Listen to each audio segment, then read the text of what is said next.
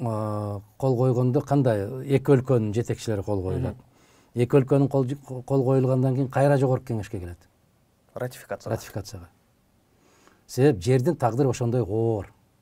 1 сантиметр өзгөрсө дагы мына ушул тепкичтерден басып өтүш керек. Алла кыйкырышып атпайбы жана Мадумаров ал жакты берип берди, Мадумаров бул жакты берип берди. Мына өздөрүнүн башына келип атат. Түшүнүп атат. Жалгыз Мадумаров эмес, бүтүндөй жогорку кеңешиң бере албайт. Мадумаров эмес, президентиң бере албайт. Мына ушул тепкичтерди, баскычтарды басып өтмөйүнчө эч ким эч нерсе бере албайт. Мына эми өздөрүнө өздөрү каршы чыгып атат. Кое бербей, бере бербейби? Жок, жогорку кеңеш керек. Мадумаровка келгенде ыркыратып баягы фабрикаларын кое берди. Буларды билесизби, Самат мырза, бул илгертен түзүлүп келаткан бир программа. Сөзсүз бул деңгээлге келебиз. Ушул деңгээлге келгенде Мадумаров сөзсүз өзүнүн каршы пикирин айтып чыгат. Ошо каршы пикирин айтып чыкканда эмне кылып оозун жабышыбыз керек? Элдин алдында каралашыбыз керек. Түк башын көтөртпөй калгандай кылып каралашыбыз керек. Чыккынчы деп кыйкырды, Садыр Жапаров өзү. Чыккынчы деп. Соттун чечими жок, башкасы жок, кыйкырды. Шайлоо башталды. Ошондогу кыйкырыктардын баары азыр эмесине түшүп атат.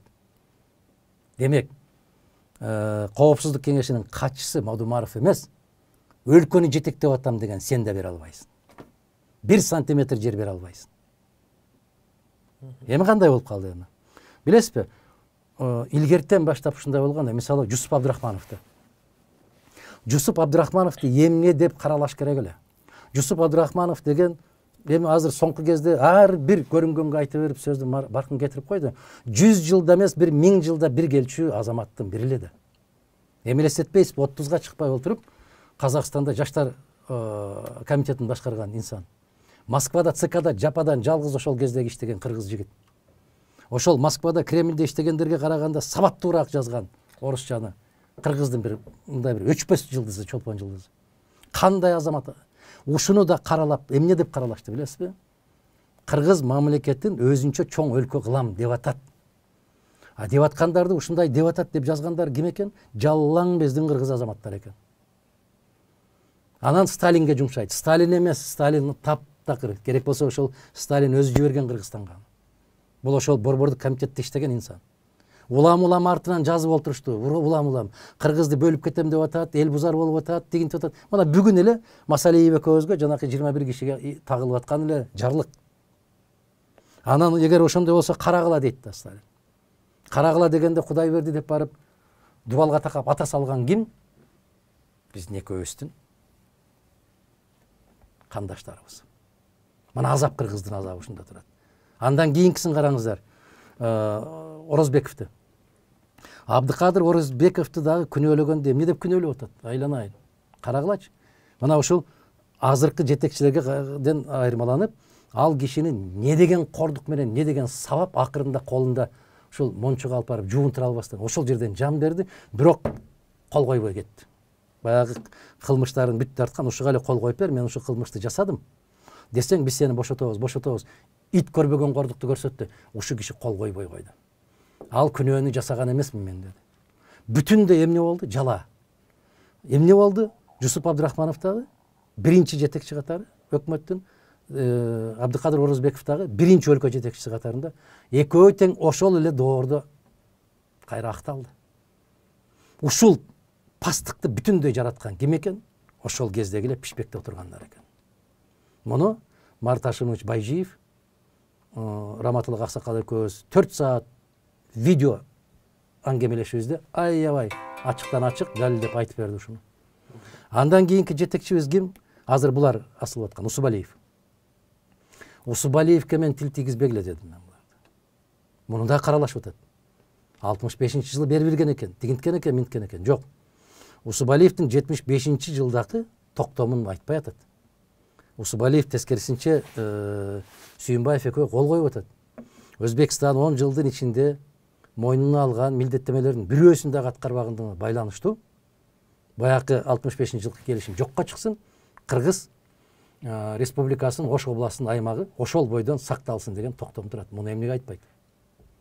бар азыр ушул штабта ошол бар. 75 жылы номер 74 токтом турат. Ал күчүндө эч ким жокко чыгарган жок. Усубалиевке ушул доомат тартышып атат. Анда Разаковка эмне деген доомат тартты. Бул бүт баарын кыргыз тилинде жасайм деп атат. Кыргыз жаштарын көбөйтөм деп атат. Институттардын бүтүн баарын кыргыз тилинде окутам деп атат. Балдарга ысык тамак берем деп атат. Бул улутчул. Себеп муну жаман көрсөтүш үчүн эмне кылыш керек эле? Бул киши тазалыктын символу болбодубу? Чындыктын символу болду. Аялынын тонуна, жакасына кагаз киргизип коюп, мунун баарын жасаган ким? Биздин азаматтары жасаган. Анан Москвадан комиссия чакырып, бул пара алат дейт. Разаков айланайын, пара алмак турсун өзүн жеген тамагына, чайына чейин, мына балыкчыдагы окуя бүгүнкү күнгө чейин аңыз болуп айтылып келет. Урушуп жардамчысына, баягы жеген бир кесе боткосуна эртең менен баратып каша. Анан бир пирожкисин. Ошону балыкчыдан канча бир чакырым өтүп кеткенде Наговицын жазып атпайбы эскерүүсүндө. Ал Разаковдун кудасы эмес да. Наговицын деген ошол келип мени урушуп, акча канча экен, жөнөкөй киши кирип тамак ичсе, айлык жеткидей бир айга десе, баасын билбейм дегенде эмне үчүн билбейсиң деп урушуп, кайра кайрылып келип, жеген бир кичинекей боткосуна анан бир баягындай бир кандай токоч дейбизби, пирожки дейбизби, ошонусуна акчасын төлөп кетип аткан киши ушуну пара алат деп Москвадан чакырып, көрсө байбичесине туулган күнүнө бир тон береке берип, ошонун жакасын тилип, ичине кагаз салып, анан кайра тигип коюшкан экен да. Муну жасаган ким? Биздикилер. Адамды каралаш керек. Мына Разаковду антип каралап атат, Усубалиевди мынтип каралап келди.